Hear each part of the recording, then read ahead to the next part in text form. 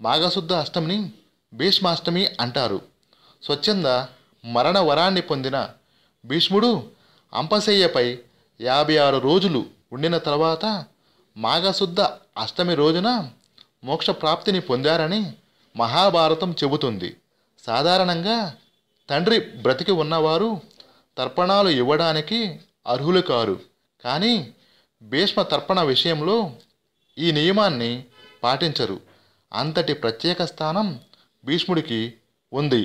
భీష్మ పితామహుడికి సంతానం లేకపోయినా మరణించాక ఈనాటికి పితృతర్పణాలు అందుతూనే ఉన్నాయి. భీష్ముడు ఇంతటి మహత్యం సాధించడానికి ఆయన యొక్క గుణశీలాలే ప్రధాన కారణం.